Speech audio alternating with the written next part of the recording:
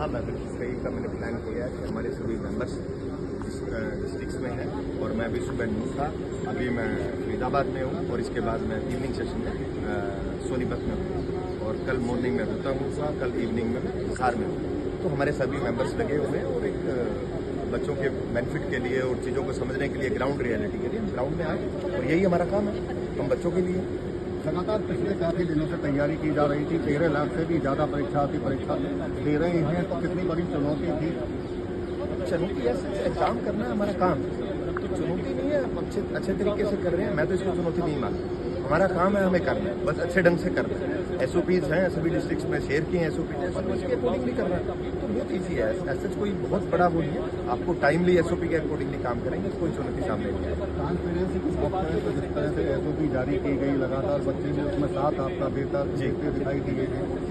मुझे ऐसा फील होता है कि मैं भी स्टूडेंट हूँ। जैसे बच्चे मुझे सुबह से भी आज भी मुझे फ़ोन कर रहे हैं, रूटीन में वैसे सोशल मीडिया से जुड़े हैं, मुझे भी अपने कॉलेज टाइम के, स्कूल टाइम के दिन याद आ रहे हैं कि बच्चे इतने कनेक्टेड हैं, मुझे अच्छा लगता है बच्चों से कनेक्ट करना, तो बच्चे डायरेक्टली मेरे से मिले हुए। लूहू का दौरा करके आए, फरीदाबाद का भी दौरा कर रहे हैं, कुछ ऐसा लगा आपको कि कुछ बड़ा प्लान बनाया गया था वो पूरी तरह सफल?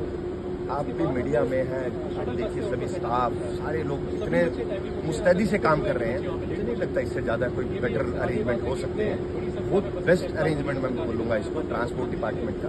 मुझे लगता है कि सुबह से 2-3 बजे से एडमिनिस्ट्रेशन बस स्टैंड पे भी, तो सभी लोग, मैं खुद 3 बजे गुरुग्राम में था, तो मैं कुछ बस स्टैंड्स पर मैंने अदरवाइज विजिट किए गाड़ी में, मैं नीचे नहीं उतरा, मैंने देखा है कि बहुत अच्छे से, मुझे नहीं लगता इससे पहले इस लेवल पे ये तैयारियां हुई हैं और ये इस लेवल पे इसलिए बहुत बड़ा है काम, और बच्चों को जो फैसिलिटी देनी है उसके लिए सारे लोग एकजुट होकर काम कर रहे हैं। एक सवाल सर, नहीं, उच्च निरीक्षण का वो नहीं था प्लान, हमारे सभी मेंबर्स और मैं खुद चेयरमैन, हम लोग प्लान किया था कि हम कुछ डिस्ट्रिक्ट्स को विजिट करेंगे। हमारे कंट्रोल रूम में हमारे ऑफिसर्स बैठे हैं, वो उच्च निरीक्षण नहीं है।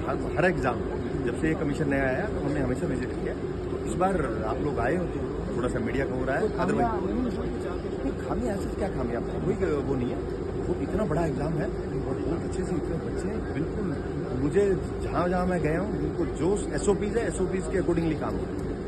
इस स्कूल में 90% का अटेंडेंस है आज, अप्रोक्सीमेटली 90%। इससे पता लगता है कि बच्चों में उत्साह है और ये यूथ स्तर पर तैयारियाँ हो रही हैं, बच्चों में उत्साह तो पेपर देने आ रहे हैं, नहीं तो परसेंटेज 60% का एवरेज रहता है, तब परसेंटेज बढ़ेगा, बहुत परसेंटेज बढ़ेगा। और यहाँ पूरी पारदर्शिता आप कह रहे हैं, दावा करेंगे पूरी पारदर्शिता के साथ? मैं खुद सेंटर पे खड़ा हूँ, इससे पहले आप भी पत्रकारिता में बहुत टाइम से होंगे, क्या किसी चेयरमैन को ऐसे विजिट करते थे?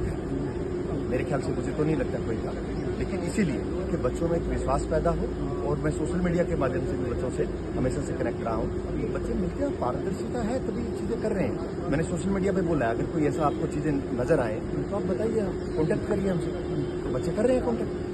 पारदर्शिता की जो बात कही जाती है उसमें भी काफ़ी इससे मदद मिलने वाली है, क्योंकि बहुत सरकार का भी कोई लक्ष्य है। बिल्कुल सरकार का लक्ष्य है बच्चों से कोऑर्डिनेशन करना, बच्चों से डायरेक्टली मिलना।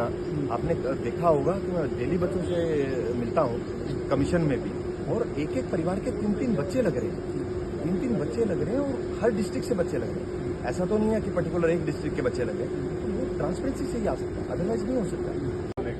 क्या स्थिति है फिलहाल? हाईकोर्ट की तरफ से भी आदेश दिए गए, कहा गया कि कुछ बच्चे अगर आपके पास आएँ या सरकार के पास जाएँ तो शायद आप मानवता के नाते उन पर विचार किया जा सकता है। अब देखिए, एज ए कमीशन और एज ए चेयरमैन मेरी भी कुछ पाबंदियाँ हैं, मुझे भी कानून के दायरे में रह के काम करना है। मैंने अभी भी मीडिया को, मेरे से रूम में भी यही सेम क्वेश्चन पूछा गया, मैंने वहाँ पे भी है, मैं रिपीट कर दूँगा। आपने कभी ना कभी जिंदगी में कोई एक बार एफिडेविट फाइल किया होगा कहीं, और आपने सील डीड भी जरूर कभी ना कभी की है। आप अगर तहसीलदार ऑफिस जाते हैं और वहाँ पे सेल डीड के लिए फोटो भी करवा लेते हैं, सेल डीड भी आपके सामने होती है, अगर आप साइन नहीं करेंगे क्या वो वैलिड है? मेरे ख्याल से नहीं। तो सेम ऐसा है, बच्चों ने फॉर्म फिल किया और फॉर्म फिल करने के बाद उन्होंने साइन नहीं किया, तो उसको हम कैसे मान सकते हैं? विदाउट साइन तो लीगल सेंसिटिविटी ही नहीं है उस डॉक्यूमेंट की, लेकिन कुछ लोग इसको तूल देंगे। कोर्ट ने हमारी डायरेक्शन दी है कि जो बच्चे पिटिशनर्स थे उनको फीस पे किया होगा, और कोर्ट में वो पिटिशनर्स थे उनको एडमिट करेंगे क्लास के लिए। लेकिन हर किसी बच्चे को, जो बच्चा फॉर्म ठीक से नहीं भर सकता, उसको हम कैसे अलाउ कर सकते हैं? और ये वो बच्चे हैं जिन्होंने फॉर्म भी, मैक्सिमम बच्चों ने फॉर्म फिल नहीं किया। ये किसी कंप्यूटर ऑपरेटर से या किसी CSC सेंटर से वहाँ गलतियाँ हुई हैं। तो मैं उम्मीद करूँगा बच्चे नेक्स्ट टाइम से ये नहीं करेंगे।